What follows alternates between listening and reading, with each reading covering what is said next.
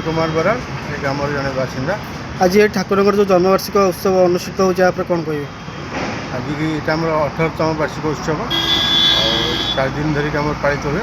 काली राति अंकुरोपण होता आज कलश यात्रा है और 2 दिन यज्ञ हम यज्ञ हो बुधवार दिन अक्षय तृतीया दिन पूर्णाहुति हम संध्या 5टा 6टा भितर संध्या राति प्रसाद सेवन अच्छी यज्ञर जो विधि सब कौन रही यज्ञर आमर जहाँ नियम अनुसार सूर्य पूजा हो प्रतिदिन सूर्य पूजा हम तापर भागवत पाठ कर दिन आज भागवत पाठ हो यज्ञ आहुति हम काली 1008 चंडी पाठ हम आहुति हम और बुधवार दिन 1008 हनुमान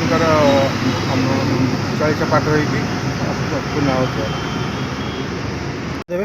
मुझे विमल कुमार बेहरा जड़े आज कलश यात्रार सेवक। रामाय रामचंद्राय रामभद्राय मानसे रघुनाथाय नाथाय सीताय पतये नमः। जय श्री राम। आज जो ये ठाकुर जन्मवार्षिक उत्सव पालन होता कौन कहे महाआडंबर नुंटिगिरी स्थित ये जो विराटकाय हनुमान देखते तार आज 18तम जन्मवार्षिकी। यहाँ जो नुंटिगिरी नुह सारा चौद्वार पूजा कले अतीत हेनी ये दीर्घ 4 दिन धरिकी काली अंकर रोपण होता आज कलश यात्रा काली घृत यज्ञ परदिन पूर्णाहुति ये 4 दिन धरी ये यज्ञ कार्य चलो ये अंचल ये 4 दिन धरिकी नुंटिगिरी ग्रामवासी निरामिष समेत निरामिष खाइबे एवं निष्ठार सहित पालन कर जो दिन अक्षय तृतीया से दिन प्रसाद देव कार्यक्रम ये नुंटिगिरी नुह सारा 14 ग्रामवासी समेत सामिल हुआ।